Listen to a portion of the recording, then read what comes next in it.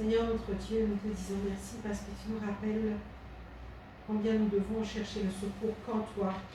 Ne pas être rebelle, ne pas chercher le secours dans le monde, dans la sécurité qu'offre le monde, mais qu'en toi. Parce que c'est toi qui es Dieu. Et c'est toi qui as tout pouvoir. C'est toi, Seigneur, qui fait que même si l'épreuve viendrait, elle ne nous consumerait pas.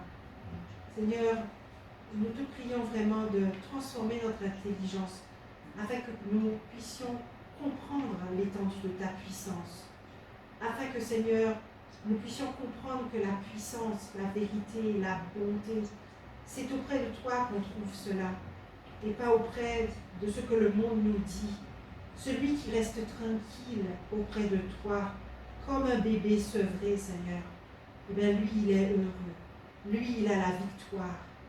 Et Seigneur, que nous puissions ne pas compter sur nos chevaux, nos chars, tous nos moyens, mais que sur toi, Seigneur. Je le dis peut-être un peu avec mon intelligence, mais Seigneur, je prie que nos cœurs s'inclinent vers ça.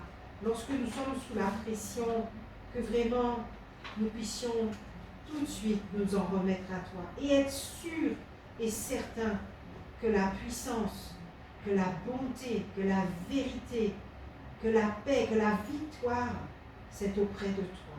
Que tu bénisses ton serviteur, que par ta grâce, Seigneur, il puisse nous encourager encore, afin que nous puissions tenir ferme, que notre foi soit solide et que nous puissions tenir dans l'épreuve, que nous puissions encourager ceux qui sont autour de nous. Seigneur notre Dieu, que ta grâce soit avec lui, que ton esprit soit avec nous, au nom puissant de Jésus-Christ. Amen. Amen. Gloire à Dieu.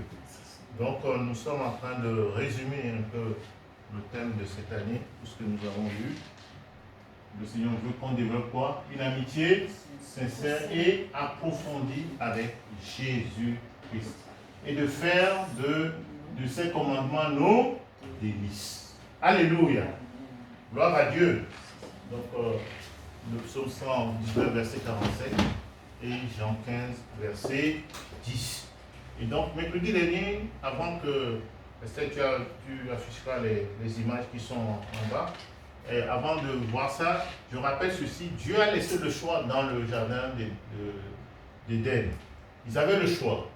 Il y a l'arbre de la vie et l'arbre de la connaissance du bien et du mal. Donc Satan les a poussés à manger l'arbre de la connaissance du bien et du mal. Et qu'est-ce qui s'est passé? Ils sont tombés sous l'esclavage du péché. Et donc, ils n'ont plus la liberté. Ils étaient sous le contrôle des faux dieux. Et leur intelligence est obscurcie. Donc, Dieu sait qu'ils sont sous esclavage et que Satan va les pousser maintenant vers l'arbre de la vie. Et s'ils mangent l'arbre de la vie, ils vont être éternellement esclaves du péché. Et Dieu, là, n'a pas voulu qu'ils soient esclaves du péché. Qu'est-ce qu'il a fait? Il a fermé la porte.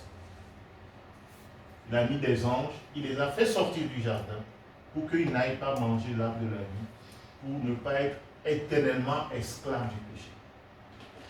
Tout ça pour vraiment les protéger jusqu'à ce que Jésus va venir nous libérer. Alléluia. Et maintenant, nous pouvons de nouveau aller dans sa présence et manger l'arbre de la vie. Parce que Dieu nous a libérés de l'esclavage du péché. Donc, le Seigneur me donnait cette image. En fait, la liberté, c'est pas faire ce qu'on veut. La liberté, c'est être dans les conditions vraiment que Dieu a créées pour qu'on vive. Parce que si tu n'es pas sous l'autorité de Dieu, tu n'es pas vraiment libre. En fait, comme on prend souvent l'image du chewing-gum, le chewing-gum, quand il est collé à ce doigt, pour l'enlever, il faut qu'il soit collé à celui-ci. Donc la liberté, au fait, tu dépends de quelqu'un. Dans le monde, les gens disent qu'ils sont libres, mais en fait, ils sont sous le contrôle du péché. Ils font toutes sortes de choses. Ils pensent être libres, mais en fait, ils ne le sont pas.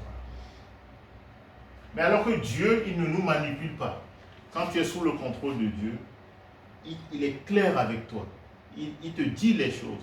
Il t'encourage, il t'éclaire pour que tu prennes la bonne décision. Mais il ne va pas t'utiliser comme un robot. Mais le diable, lui, il te manipule pour faire les mauvaises choses. Dieu, lui, t'éclaire, il t'instruit pour que tu pratiques la justice. Alléluia. Donc, Esther, tu peux montrer la première image.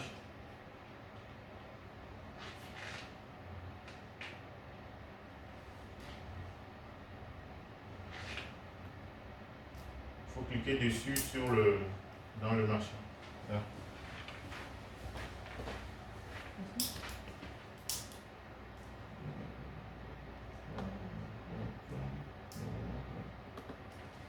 Voilà. Alors, pourquoi Dieu a donné les commandements? Vous vous rappelez que les enfants d'Israël, ils étaient en Égypte. Et ils étaient quoi? Sous le contrôle de quoi? Des faux dieux. Donc les faux dieux aussi nous donnent des commandements. Vous savez, quand les gens ne connaissent pas Dieu, quand ils adorent les faux dieux, ils disent il faut faire telle cérémonie, sinon ils ont peur. Ils obéissent à des commandements des faux dieux, ils sont contrôlés. Ils étaient sous le contrôle de Pharaon. Dieu donne ces commandements pour nous libérer de l'esclavage des faux dieux et nous conduire au bonheur sous sa protection bienveillante. Alléluia. À chaque fois que Dieu nous donne des commandements, c'est pour notre bien. Il veut nous libérer des faux dieux qui nous donnaient des commandements, mais pour nous nuire. Nous avons vu dans le jardin, qu'est-ce que Satan a fait? Il les a poussés à manger et il les a contrôlés. Et désormais, il y a le conflit entre l'homme et la femme, entre les enfants, entre les hommes. Donc, ils sont en train d'obéir à des mauvais commandements.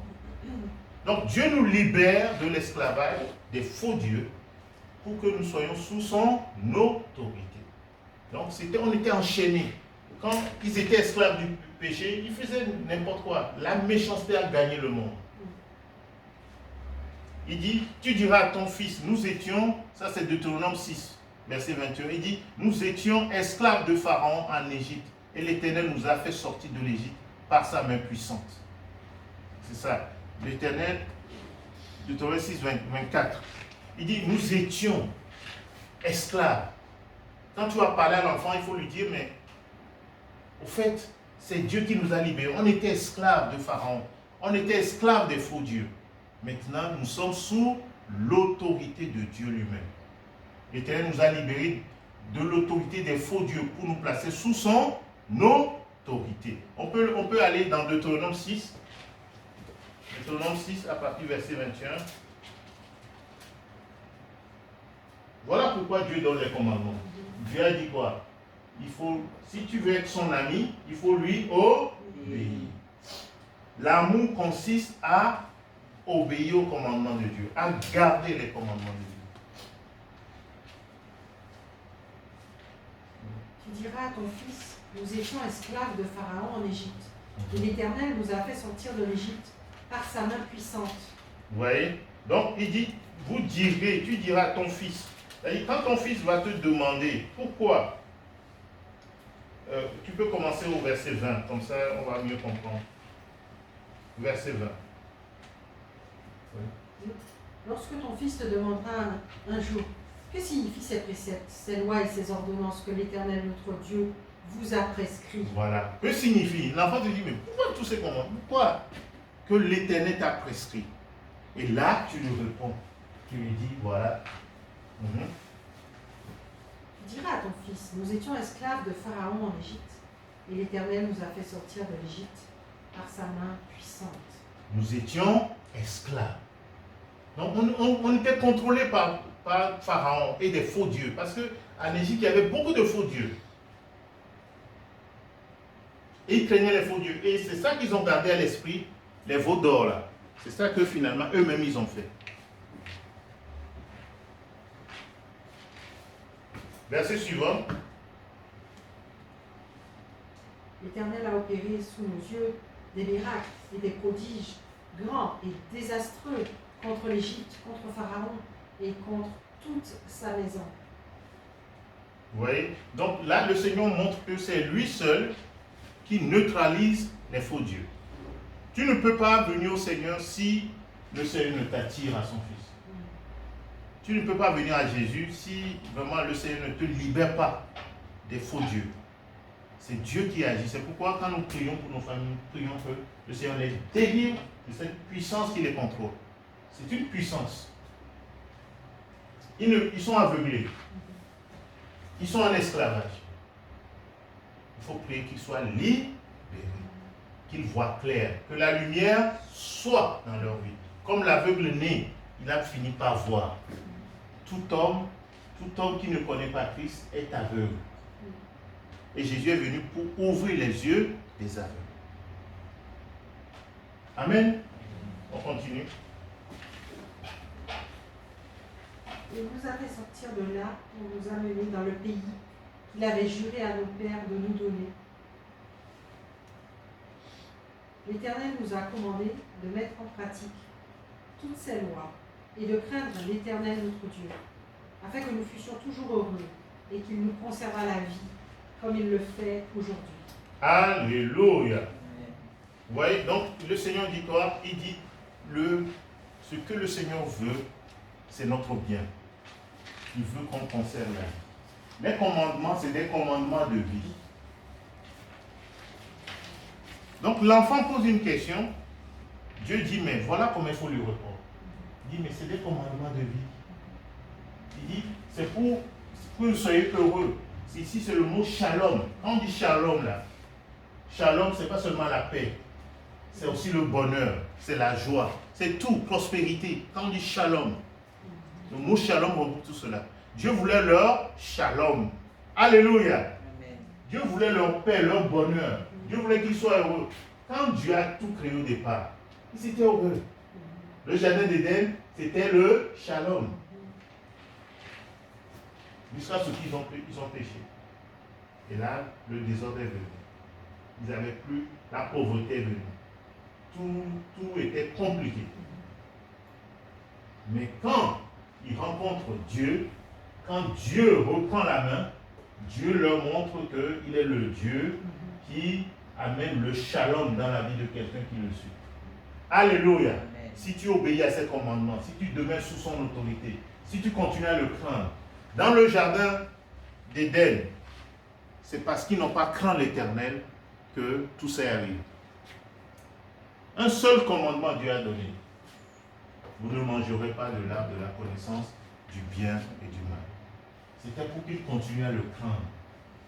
Mais le jour où ils ont refusé de le craindre, le péché est rentré. Et ils sont tombés sous l'esclavage du péché. Alors qu'ils étaient sous l'autorité de Dieu. Tant que nous sommes sous l'autorité de Dieu, eh bien, ça nous garantit le bonheur, ça nous garantit la vie. Mais si nous sortons de son autorité, nous courons un danger d'aller vers ce qu'on appelle la mort. Parce que nous nous éloignons. La mort, c'est séparer de Dieu. Satan, son but, c'est de nous séparer de Dieu. Vous voyez, quand on montre souvent on montre les documentaires, on voit un troupeau et le lion qui chasse. Qu'est-ce qu'il fait pour pouvoir attraper? Il essaie d'isoler voilà, sa proie du troupeau. Et s'il arrive à isoler, c'est fini. Les autres, ils s'en vont et ils s'occupent de la proie. Et la proie, et c'est fini. Donc, qu'est-ce que l'enseignement pour nous? Satan essaie de nous isoler, de nous séparer de Dieu pour mieux nous avoir. Pour que nous soyons ses esclaves. Et quand on laisse Satan nous isoler, c'est fini. Il a gagné.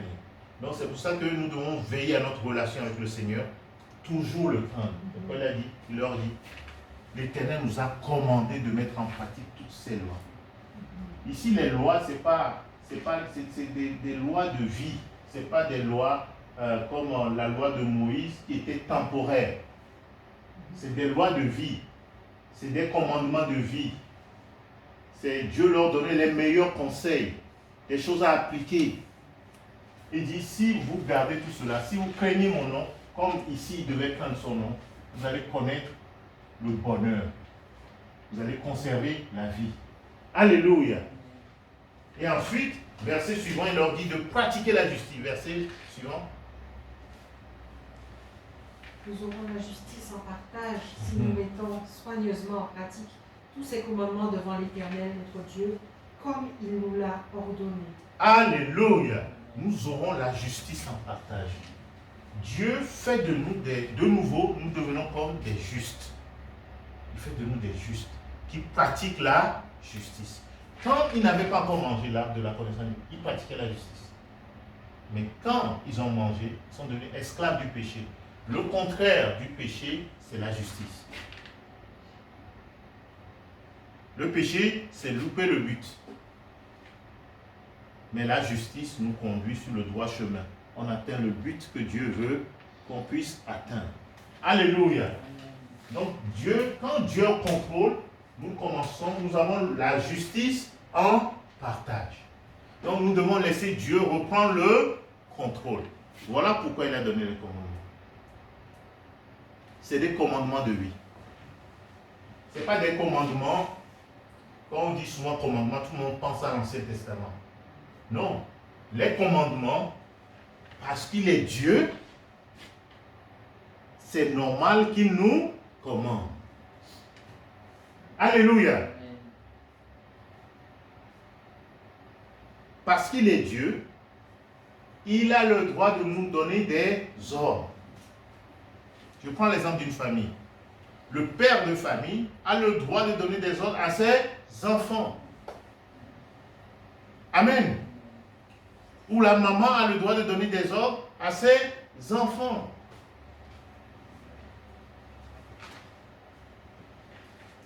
Donc Dieu a le droit de nous donner des commandements. Que tu le veuilles ou pas, il y a quelque chose qui va te commander. Bon, choisis le bon commandant. Amen. Si tu choisis le mauvais commandant, il va te donner de mauvais commandements. Mais si tu choisis le bon commandant, il va te donner de bons commandements pour ta vie. Alléluia. Alléluia. Donc, Dieu, comme il est Dieu, il donne des commandements. Dans le jardin d'Éden, il a donné un commandement. C'est quoi? Ne mangez pas de l'arbre de la connaissance du bien et du mal. Pour obéir au commandement de quelqu'un, il faut le craindre. C'est ce qu'il a dit dans le verset précédent. Si tu ne crains pas quelqu'un, il a beau donner le commandement, tu ne vas même pas faire attention. Quand il y a deux commandements, on obéit au commandement de celui qu'on craint. Par exemple, quand papa et maman donnent un commandement, les enfants choisissent d'obéir à papa parce que papa il est plus sévère, il leur fait plus peur. Maman ils disent on va négocier. Avec maman on va négocier. Mais papa dit on va obéir d'abord à papa parce que maman on peut gérer.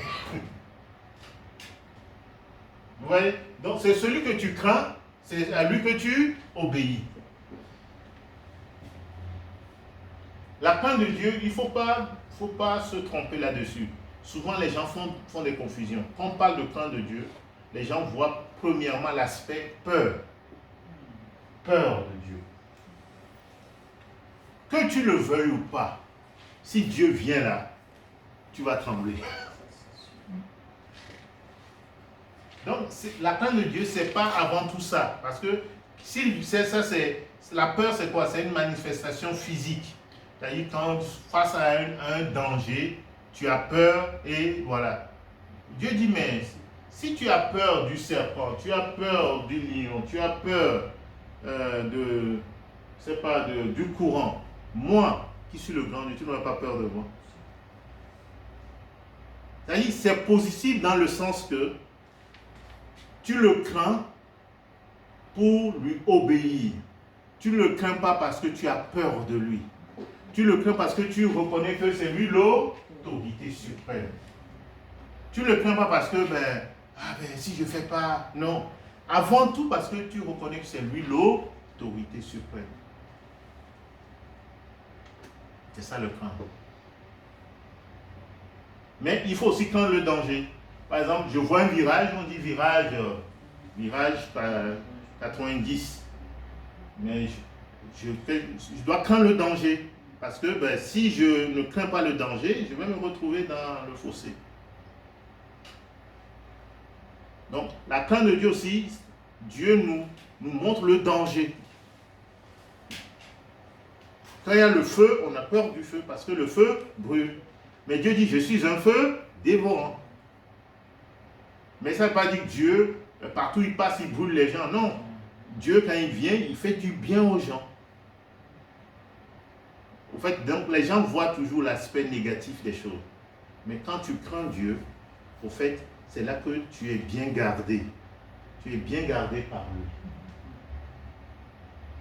Et si c'est lui qui te contrôle,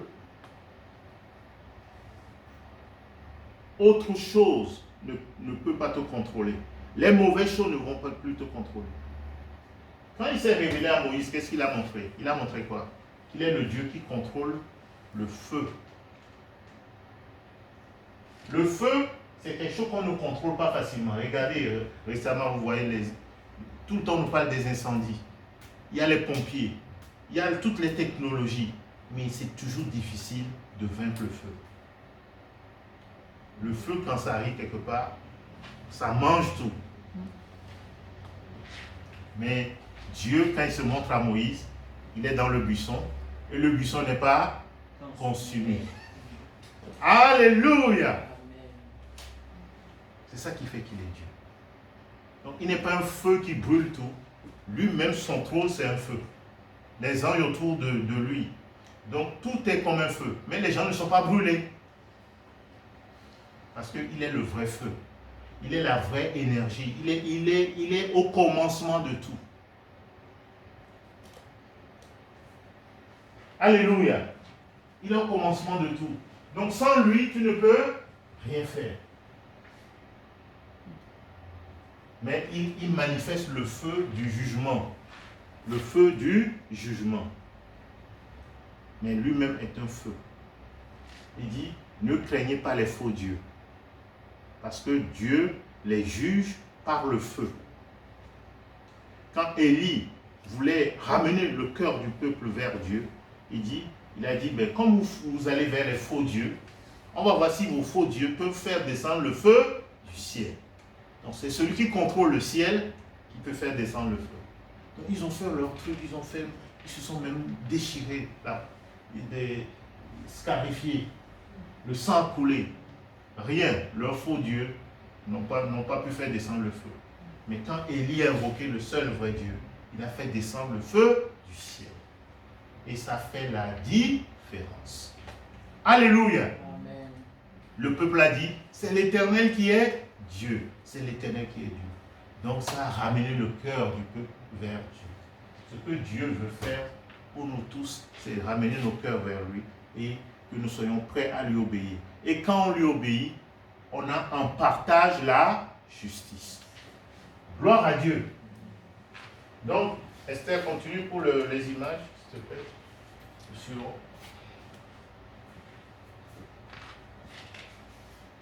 Donc, la loi nous condamne. La loi nous condamne.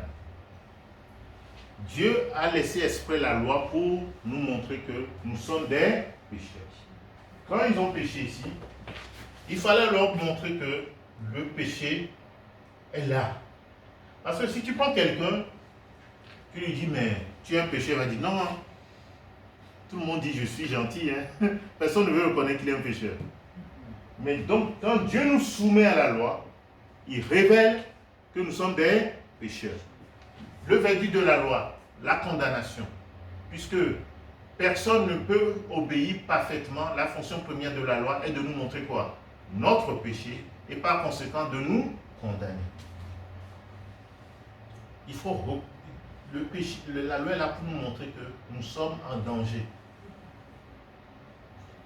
C'est pour que nous puissions nous réveiller et dire, oh, sauve-moi. Quand tu ne sais pas que tu es en prison, tu ne vas pas crier au secours. Tu ne vas pas dire, oh, sauvez-moi, au secours, non. Et c'est quand tu sais que tu es en prison que tu peux dire, ah, vraiment, si quelqu'un pouvait me sauver de là. Donc la loi révèle notre esclavage au péché qui habite en nous. Le résultat est un sentiment d'impuissance et de désespoir. Misérable que je suis, qui me délivra du corps, de ce corps de mort. Regardez ce que le péché a fait. Quand ils ont mangé la connaissance du bien et du mal, ils ne pouvaient plus se défaire du péché.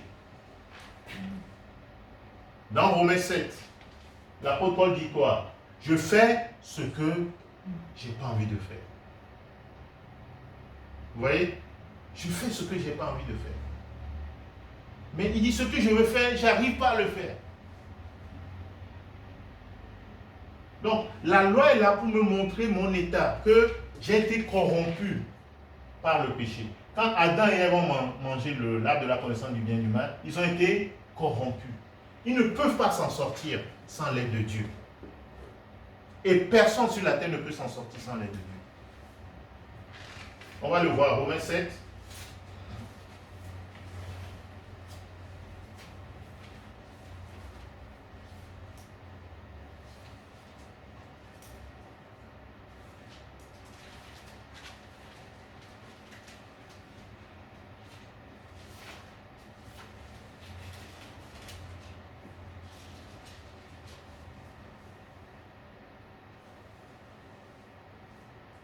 Donc, on va lire à partir du verset 7.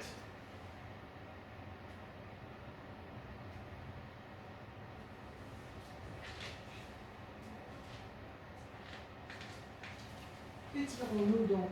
La loi est-elle péché? Loin de là. Mais je n'ai connu le péché que par la loi. Car je n'aurais pas connu la convoitise si la loi n'avait dit « Tu ne convoiteras point ». Et le péché, saisissant cette occasion, produisit en moi par le commandement toutes sortes de convoitises, car sans la loi, le péché est mort. Pour moi, étant autrefois sans loi, je vivais, mais quand le commandement vint, le péché reprit vie, et moi je mourus. Ainsi, le commandement qui conduit à la vie se trouva pour moi conduire à la mort, car le péché, saisissant l'occasion, me séduisit par le commandement et par lui me fit mourir. La loi donc est sainte, et le commandement est saint, juste et bon. La loi est comment? Elle est sainte. Le problème n'est pas au niveau de la loi. La loi ne fait que révéler que moi, en moi, il y a quelque chose qui ne va pas.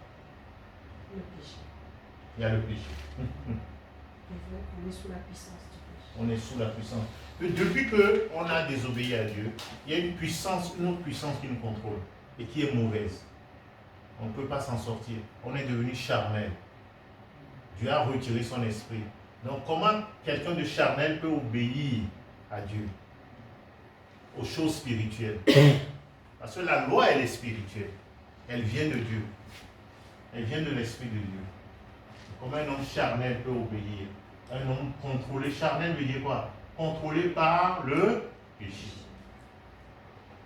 Et donc s'il n'y a pas la loi, en fait, chacun vit avec son péché, mais il ne s'en rend pas compte. Il ne s'en rend pas compte. Il faut la loi pour que les gens se rendent compte. La loi, Dieu a laissé la loi pour montrer aux hommes leur état, pour qu'ils se repentent, pour qu'ils cherchent le secours et qu'ils disent, oh vraiment, je ne peux pas m'en sortir, j'ai envie de bien faire, mais je n'arrive pas toujours.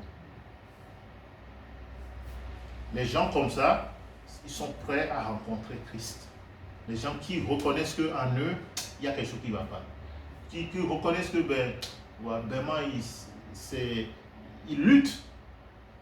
Ils ne voient pas le résultat.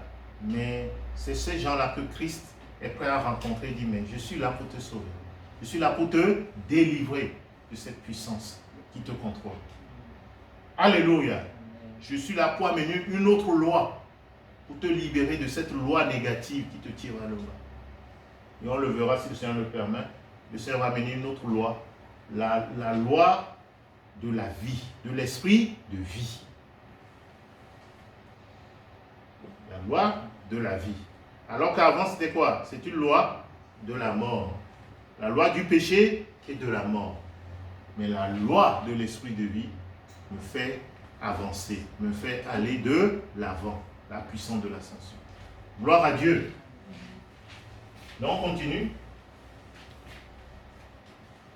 Ce qui est bon a-t-il donc été pour moi une cause de mort? Loin de là, mais c'est le péché en fait, afin qu'il se manifestât comme péché en me donnant la mort par ce qui est bon, et que par le commandement, il devint condamnable au plus haut point. Qu'est-ce qui est condamnable? Le péché. Le péché. C'est pourquoi il dira plus tard, il n'y a plus de condamnation pour ceux qui sont en Jésus-Christ. C'est le péché que Dieu condamne. Dieu condamne le péché. Bon, comme on s'est associé avec le péché, on est condamné avec. Mais c'est le péché que Dieu vise. On continue. Nous savons en effet que la loi est spirituelle, mais moi je suis charnel, vendu au péché. Voilà. La loi est spirituelle. Mais nous sommes charnels. Donc on est vendus, esclaves du péché. On continue. Car je ne sais pas ce que je fais, je ne fais point ce que je veux, et je fais ce que je veux. Voilà. Combien de personnes se retrouvent dans ce cas? Nous tous, quand on ne connaissait pas le Seigneur, c'est ce qu'on faisait. Je ne sais pas ce que je fais. Combien de personnes ont dit, ah, je ne sais pas pourquoi. Oui, c'est le péché. Combien de fois on dit, mais je ne fais pas ce que je veux. Je veux faire le bien, mais je n'arrive pas. Je ne fais pas ce que je veux. Là, c'est pourquoi? Parce que le péché qui est en nous, c'est lui qui le fait. Et je fais ce que je hais. Tu sais que c'est mauvais, mais tu le fais quand même. Parce que le péché qui est en toi te pousse à le faire. On continue.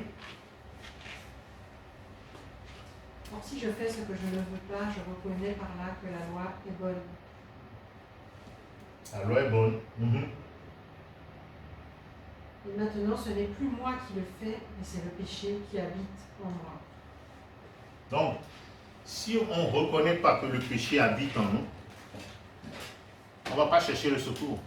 On va dire, ah non, tout le monde est comme ça, tout le monde le fait, ou je ne sais pas. On ramène tout au haut. Mais quand je reconnais que non, le péché qui habite en moi, c'est lui qui me pousse à faire vraiment des choses qui ne glorifient pas Dieu. Alors que Dieu, lui, il veut que je sois libre. Amen. Quand Satan nous contrôle, on est esclave. Donc on fait des choses qu'on ne veut pas. On le regrette. Mais on répète. Par exemple, je prends l'exemple de quelqu'un qui est addict de l'alcool. Il sait que ça va lui faire mal, mais il boit quand même. Ou quelqu'un qui est addict de la drogue. Il sait que ça va lui faire mal, mais il prend ça quand même.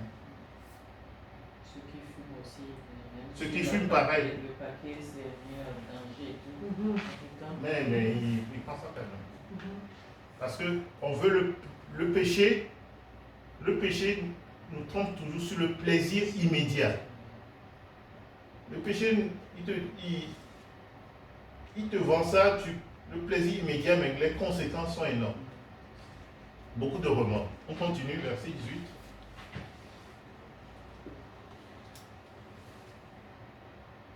Ce qui est bon, je le sais, n'habite pas en moi, c'est-à-dire dans ma chair. J'ai la volonté, mais non le pouvoir de faire le bien. J'ai la volonté, mais non le pouvoir. Donc, il y a les commandements, je rappelle les choses, il y a les commandements que Dieu donne, les commandements de vie, mais il y a les commandements de la loi de Moïse qui sont là pour que je me rende compte de ma situation, de qui je suis vraiment pour crier à l'aide. Tout ça, c'était une pédagogie. La loi était là pour révéler à l'homme qu'il est un pécheur, que le péché habite en lui. Il faut qu'il soit délivré de la puissance du péché. C'est pour ça qu'on dit que la loi est un pédagogue. Là, c'est un enseignement. La loi nous dit, mais ça ne va pas. C'est comme on fait un test, on te dit, c'est pas bon. La loi, c'est son travail. C'est de te montrer que ça ne va pas. J'ai la volonté, mais non le pouvoir. La loi te montre ce qui est bien, mais ne te donne pas le pouvoir de pouvoir le faire. On continue. Car je ne fais pas le bien que je veux et je fais le mal que je ne veux pas. Donc, c'est-à-dire qu'on est capable de faire quoi? Le mal, mais on n'est pas capable de faire le bien. Mais je veux faire le bien. Parce que Dieu a mis en moi quoi? Une conscience qui me pousse à faire le bien. Mais je n'ai pas la force. Mais pour faire le mal, j'ai la force. Donc ça veut dire que c'est le péché il y a une puissance qui est là, qui travaille pour que je fasse le mal. Quand le Seigneur dira à son peuple, apprenez à faire le bien. Il dit, vous savez bien faire le mal, mais maintenant apprenez à faire le bien. On continue. Et si je fais ce que je ne veux pas, ce n'est plus moi qui le fais, c'est le péché qui habite en moi. C'est le péché qui habite en moi. Je vais insister sur une chose. Beaucoup de chrétiens croient que ce que l'apôtre décrit là, ils sont encore dedans. Quand tu crois en Jésus, c'est fini. Dieu a ôté le péché. Il peut t'arriver de pécher, mais le péché n'habite plus en toi. Alléluia. Si tu crois ce mensonge, Satan va encore gagner. Le péché essaiera toujours de revenir prendre le contrôle. C'est à toi de lui résister avec une foi ferme. Mais si tu dis, oh, tout le monde le fait, le péché est en moi, oh. Hein? Si tu dis, mais le péché est en moi, oh, moi aussi je fais, hein. Ah ben tu ne vas pas t'en sortir parce que tu as accepté un mensonge. Il faut croire la parole de Dieu. Ce que Dieu dit, c'est ce que tu dis. Alléluia. Dieu dit que tu es saint. Il a ôté le péché. Les choses anciennes sont passées. Toutes choses sont devenues nouvelles. Tu es une nouvelle création. Tu es un saint, un enfant de Dieu. Jésus t'a donné un nouveau cœur. Alléluia. Et c'est ce qu'il faut croire. Mais il ne faut pas dire que je suis encore là. On va le voir, l'apôtre Paul va dire. L'apôtre Paul raconte sa vie avant. On continue. Je trouve donc en moi cette loi. Quand je veux faire le bien, le mal est attaché à moi. Car je prends plaisir à la loi de Dieu selon l'homme intérieur. Mais je vois dans mes membres une autre loi qui lutte contre la loi de mon entendement et qui me rend captif de la loi du péché qui est dans mes membres. Voilà. Donc il dit, mais en moi, je sais que c'est bon, ce qui est bon, mais je n'ai pas la force. Il y a une autre loi, la loi du péché et de la mort qui agit en moi et qui me pousse à pécher. C'est dans mes membres, c'est ce qu'on appelle la chair. Maintenant, il va crier à Dieu. Misérable que je suis, qui me délivrera du corps de cette mort?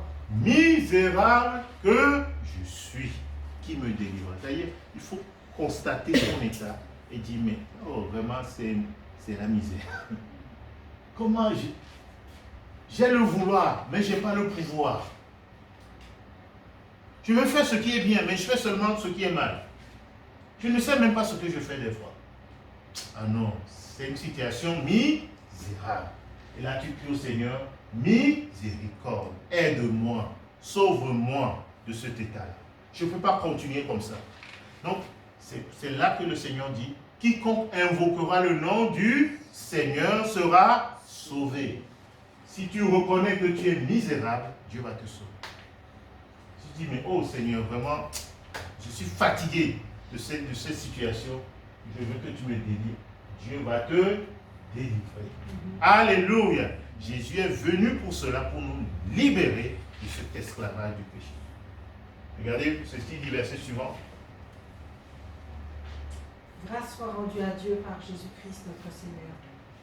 Ainsi donc, moi-même, je suis par l'entendement esclave de la loi de Dieu, et je suis par la chair esclave de la loi du péché. Regardez, grâce. Il a dit d'abord misère, misérable. Maintenant, il dit quoi? Grâce soit rendue à Dieu. Pourquoi? Par Jésus-Christ notre Seigneur. Jésus-Christ a amené la grâce. Alléluia. La grâce, ce n'est pas juste Dieu te pardonne les péchés. Non, la grâce, c'est que Dieu ôte le péché. Et Dieu te donne maintenant la capacité, le pouvoir que tu n'avais pas, la capacité pour faire le bien. Ce que tu ne pouvais pas faire avant, Dieu te donne le pouvoir de le faire. Amen. Donc Dieu nous donne le pouvoir maintenant de faire le bien. Alléluia. La capacité que tu n'avais pas, tu l'as maintenant. C'est ça la grâce. Dieu te pardonne. Dieu ôte le péché. Dieu te donne la capacité pour faire le bien. C'est ça les grâces que Dieu nous donne. Il a vu ta misère. Il est venu au secours. Il est venu pourvoir à ce besoin. Tu as crié à lui. Quiconque invoquera le nom du Seigneur sera comment? Sauvé. Gloire à Dieu. C'est ça les grâces que Dieu nous donne en Jésus-Christ. C'est pourquoi maintenant, au chapitre 8, il dira ceci, que nous vivons une nouvelle loi. Chapitre 8. Maintenant que Dieu a ôté le péché, il n'y a plus de condamnation. Il n'y a donc maintenant aucune condamnation pour ceux qui sont en Jésus-Christ. Je dois maintenant demeurer en Jésus-Christ. Si je suis en dehors de lui, il y a la condamnation. Le péché aura le contrôle. Si je marche par la chair. Et si je marche par la chair. Donc, au fait, quand j'ai été libéré de la puissance du péché, je demeure dans le Seigneur. Il dit demeurez en moi et je vais demeurer en vous. Et si tu demeures en lui, c'est là que tu vas porter du fruit. Donc Dieu m'a fait grâce, il m'a ramené dans sa présence. Je dois demeurer dans sa présence. Avant j'étais comment? Contrôlé par le péché. J'étais comme dans le péché. Le péché avait le contrôle de ma vie. Maintenant, je suis dans le Seigneur. Et c'est le Seigneur qui va être au contrôle de ma vie. Gloire à Dieu. Donc, le verset 2, il dit quoi? La loi, Dieu maintenant amène une nouvelle loi qui est en ma faveur. Ce n'est pas la loi de Moïse qui révèle le péché. Dieu amène une loi supérieure. On appelle la loi de l'esprit de vie. Donc, m'a affranchi de quoi? De la loi du péché et de la mort. Alléluia. Alléluia. Amen. Dieu m'a affranchi. J'étais misérable, Dieu m'a affranchi. Donc, je dois laisser maintenant cette loi travailler en moi. La loi de l'esprit de vie. La loi de l'esprit de vie en Jésus-Christ. L'esprit de vie en Jésus-Christ m'a affranchi. On va terminer avec les images. Donc, c'est un point important. Dieu a donné les commandements à chaque fois dans un but précis. Donc, la loi est un pédagogue. Vous voyez, la loi de Moïse était comme un enseignant. Donc, elle montrait la nature du péché sans pouvoir nous en guérir. En Jésus-Christ, nous sommes libérés de la condamnation de la loi. Et nous recevons quoi? Une nouvelle vie par l'Esprit. Nous permettant d'obéir à Dieu par amour et de développer comment? Une amitié sincère avec lui. Donc, on a vu que Dieu a donné les commandements pour notre bonheur, pour notre protection. Avant la vie sous la loi, Dieu me montre l'état de mon état de pécheur. Je dis, mais oh, misérable que je suis. Je suis un esclave. Je suis condamné. Je suis incapable d'obéir parfaitement. Je suis vendu au péché et je suis sous la condamnation. Et maintenant, en Jésus-Christ, regardez ce qui se passe. Une preuve de notre nouvelle appartenance, nous sommes rachetés de l'esclavage du péché. Et nous obéissons maintenant à notre Père céleste. Alléluia. Je demeure dans le Seigneur. Je suis son enfant. Je lui obéis. J'obéis à ses commandements. Maintenant, une nouvelle naissance par la foi en Christ. Nous sommes libérés et nous recevons quoi? Un cœur nouveau qui aime faire la volonté de Dieu. Donc, on revient ici, vous voyez, je prends plaisir à ses commandements. Parce qu'il est mon Père maintenant. Je lui obéis. Donc, une obéissance joyeuse par amour. Dieu ne me force plus. Parce que je suis son fils. Il est mon Père. Alléluia. Je développe une relation et je lui obéis maintenant avec joie. Et c'est là que je le prouve que je l'aime. Je reconnais qu'il est mon Dieu. Il a le droit de me donner des commandements. Et je prends plaisir à obéir à ces commandements. Gloire à Dieu.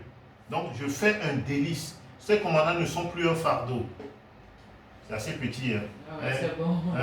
Ces commandements ne sont plus un fardeau. Mais c'est un délice. Jésus disait, ma nourriture, c'est de faire quoi? La volonté de mon Père. Continue Esther, s'il te plaît. Je ne pense pas qu'on pourra finir aujourd'hui. Le temps a avancé. Voilà, donc la loi est un pédagogue. Donc on a parlé de ça. La loi était comme un pédagogue. La loi n'a jamais été conçue pour être la solution au péché. Par exemple, il y a des gens aujourd'hui, par rapport au péché, ils s'appliquent des lois. Fais ceci, fais cela, fais ceci, fais cela. La loi ne suffit pas. La loi ne fait que temporiser, mais ça ne peut pas. Ça règle le problème à l'extérieur, mais jamais à l'intérieur. Amen. Donc la loi est un pédagogue. Donc un pédagogue avant c'était un tuteur dans l'Antiquité. Donc il ne fait pas le travail à la place de l'élève, le pédagogue. Mais il guide la personne vers la maturité. Donc la loi nous prépare vers Christ. Il dit, bon, allez, je vous ai préparé, vous avez reconnu que vous êtes misérable, je passe la main à Jésus. Va vers Jésus. Alléluia. Va vers Jésus. De même, la loi nous guide vers Christ. On continue, Esther.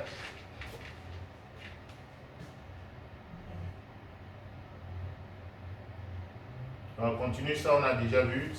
Donc l'état de misérable, maintenant, on va voir les solutions. Voilà, la solution. Donc Dieu nous a donné une loi supérieure. C'est ce qu'on a vu tout à l'heure. La loi de l'esprit de vie en Jésus-Christ. M'affranchit de la loi du péché et de la mort. On continue.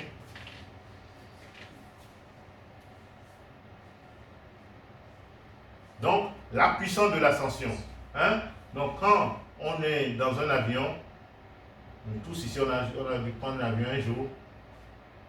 Regardez l'analogie de l'avion. Un avion ne défie pas la loi de la gravité en l'ignorant. Au fait, le péché est encore là. La loi du péché est là. Nous sommes là. Le péché est encore là pour nous faire tomber. Mais Dieu nous donne quoi? Par son esprit, une loi, la loi de l'esprit de vie. Une loi supérieure. Regardez un avion, regardez, plusieurs tonnes. Plus de 400 tonnes, je ne sais pas combien, mais c'est lourd. Comment quelque chose comme ça, lourd comme ça, peut s'élever? Et ça, c'est un enseignement pour nous. Dieu a permis ces choses pour nous enseigner. Il dit, avant, on était des pécheurs, comme cloués à terre par le péché. On ne pouvait pas décoller. Mais quand le Saint-Esprit vient, alléluia, il faut le laisser travailler. Il faut le laisser nous remplir. Il faut qu'il travaille continuellement. Parce qu'on ne peut pas aller là-haut et puis laisser les moteurs. Si on coupe le moteur, l'avion s'écrase. Donc notre marche chrétienne aussi, continuellement, je dois être rempli du Saint-Esprit. Je ne peux pas dire, oh, aujourd'hui c'est dimanche, je vais être rempli du Saint-Esprit. Lundi, non. Si je viens dire lundi, ben, la loi, l'autre loi va travailler contre moi. Donc je dois continuellement être rempli du Saint-Esprit. C'est ce qu'il dit dans Ephésiens 5, 18. Ne vous énivrez pas de vin, mais soyez continuellement. C'est le mot en continu. Continuellement rempli du Saint-Esprit. Par des cantiques, des psaumes, des actions de grâce. C'est-à-dire, quand tu dis merci à Dieu, tu es en train de te remplir du Saint-Esprit. Tu es en train de faire travailler le moteur qui fait que l'avion reste dans l'air. Alléluia. Donc, nous devons chercher à être remplis. Donc, il dit, de même, la loi de l'esprit de vie ne nous rend pas sans loi, Mais il fait quoi? Elle nous élève par une puissance supérieure au-dessus de la gravité, de la loi du péché et de la mort. Gloire à Dieu. Donc, Dieu nous donne ses commandements dans ce sens-là. C'est-à-dire, Dieu, la loi supérieure, c'est le principe de l'aérodynamique pour s'élever au-dessus de l'attraction terrestre. Le péché sera toujours là autour de nous. Mais Dieu nous donne une puissance pour nous élever. Dieu nous donne une puissance pour vaincre le péché. Mais celui qui n'est pas né de nouveau n'a pas cette puissance. Mais maintenant que nous sommes chrétiens, nous ne devons pas tout le temps trouver des excuses en disant « Ah, je ne peux pas voler. » Non, Dieu dit « Hey, je t'ai donné maintenant une puissance pour voler. » Alléluia. On ne peut pas rester tout le temps cloué à terre. Dieu nous a tout donné pour une nouveauté de vie. Le Saint-Esprit est là. Gloire à Dieu. Donc, pour finir, voilà, une nouvelle identité. Je passe de l'esclave à l'enfant. Regardez, Dieu dit, voyez quel amour le Père nous a témoigné pour que nous soyons appelés comment? Enfants de Dieu. Et nous le sommes. Alléluia. Nous sommes maintenant des enfants de Dieu. Il est avec nous. La plus grande œuvre du Seigneur, vraiment, ce n'est pas de nous rendre meilleurs. Le but du Seigneur, ce n'est pas de dire ah, Jean-Pierre, c'est un homme parfait. Non. Ce que Dieu veut, c'est que je suis son enfant. Mais il est en train de me perfectionner.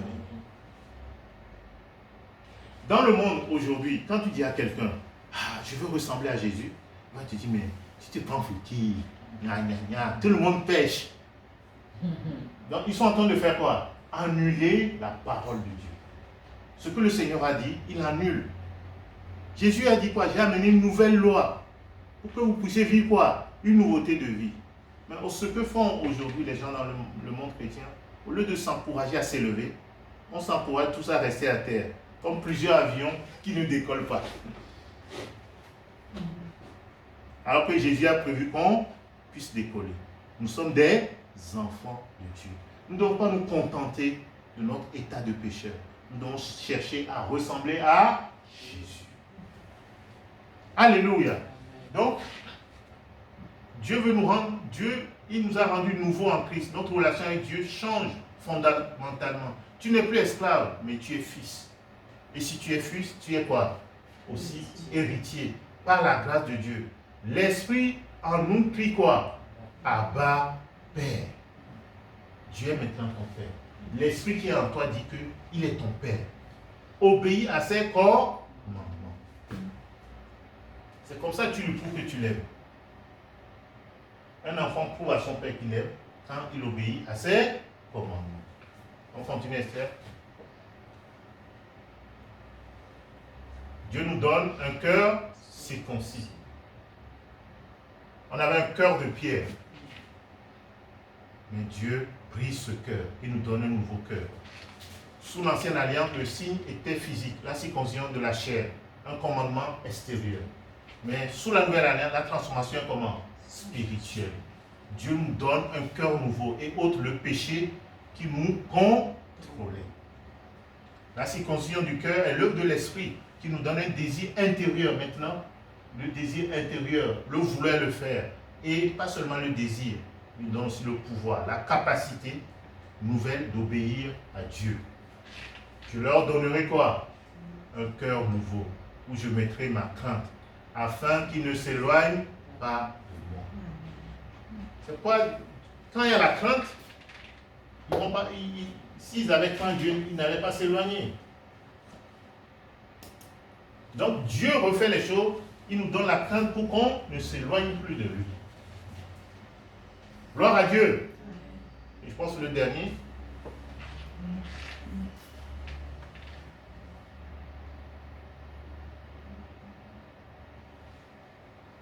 Alors maintenant, ça devient quoi? Un plaisir. Alléluia. Tu n'es plus sous contrainte.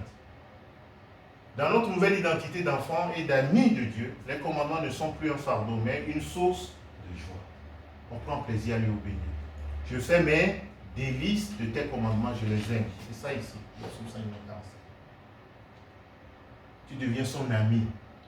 L'amitié avec Christ transforme notre motivation. Nous n'obéissons plus par peur, mais par amour.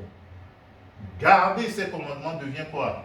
La manière dont nous approfondissons cette relation. Mais il reste un... Non? Ah ouais? Encore 3. Vas-y. Ah oui, là je vais aller vite, je ne vais pas rester dessus longtemps. L'amitié en action, donc en action, c'est-à-dire en pratique, comment tu fais si tu es l'ami de Dieu? Tu cherches toujours à lui obéir. David, un moment, il avait fait du bien à Nabal. Il avait sauvé ses bergers et tout ça. Il avait besoin de l'aide de Nabal. Nabal l'a envoyé paître. Et David était fâché. David dit, lui là, je vais lui régler son compte aujourd'hui. Et David s'approchait avec 400 hommes pour le zigouiller. Et sa femme, la femme de Nabal qui était sage, Abigail, a su que David arrivait. Elle allait demander pardon à David. Il dit, David, non, tu es un homme vraiment de Dieu, ne va pas faire ça. Tu auras un sang sur toi, le sang. Tu vas pécher contre Dieu. Laisse Dieu faire. Qu'est-ce que David a fait? David a écouté cette femme parce qu'elle a compris que c'est Dieu qui lui parlait à travers cette femme. Vous voyez, l'amitié, quand tu aimes Dieu, tu es prêt à lui obéir. La colère l'avait saisi, c'est-à-dire la puissance du péché était là. Il voulait faire le mal. Mais comme il aime Dieu, Dieu a suscité cette femme pour l'arrêter dans sa folie. Nous aussi, des fois, on veut pécher et Dieu suscite quelqu'un pour nous arrêter. Parce qu'il nous aime. Mais si on est ses amis, on va écouter, on va reconnaître sa voix et on va lui obéir. Et David a obéi. Amen. On continue, Esther. Je vous partagerai ça, comme ça vous aurez le temps de le lire. Alors, donc, nous sommes libérés maintenant pour faire quoi? Pour avoir une amitié comment? Joyeuse. Nous sommes des amis de Dieu. Alléluia. Nous devenons des amis de Dieu. Donc je vous l'enverrai, comme ça vous le lirez. Le dernier maintenant. C'est le dernier. Voilà. Donc la loi nous a montré notre besoin. Christ nous a libérés par la loi supérieure de l'Esprit.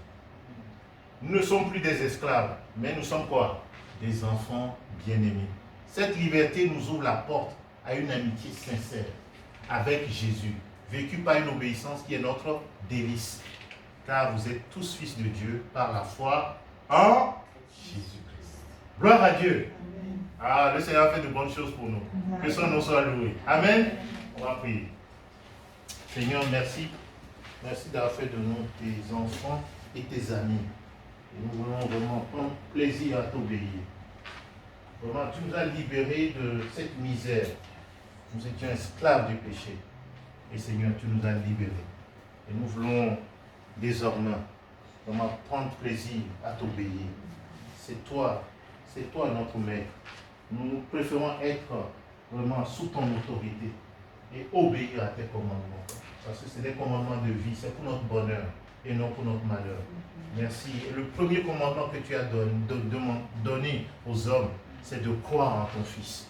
Tu as dit, si vous croyez en mon Fils, vous aurez la vie éternelle. Alors donne à tous les hommes de croire vraiment en ton Fils. Donne à tous les hommes d'obéir à ce commandement, qui parviennent à l'obéissance de la foi au nom de ton Fils Jésus-Christ. Amen.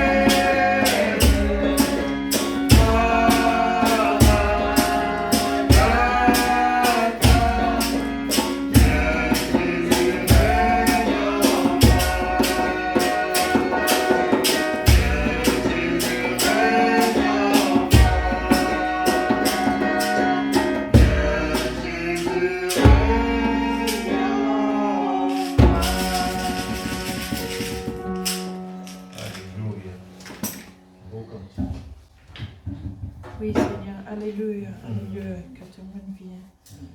Que tu es le roi de nos vies, Seigneur. Que cette semaine, nous pensons à toi et vous êtes d'abord toutes choses, Seigneur. Que vraiment nous lève le matin et nous pensons à toi. Et toute la journée, nous pensons à toi. Nous mettons la louange sur nos lèvres, Seigneur. Nous aide personne avec nos paroles, Seigneur. Que la lumière soit dans la vie de la personne que nous touche cette semaine, Seigneur. Vraiment que tu touches la personne autour de nous qui ont des ténèbres, Seigneur. Avec une simple parole de toi, le Saint-Esprit, Seigneur. Que nous va aider cette personne, Seigneur.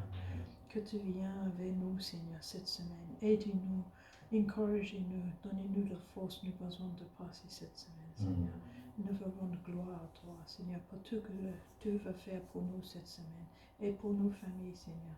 Nous voulons de gloire à toi, encore une fois, au nom de Jésus-Christ. Amen. Amen. Ainsi comme notre Père Céleste a dit de bénir ses enfants en mettant son nom sur eux, afin que lui-même nous bénisse. Que l'Éternel te bénisse.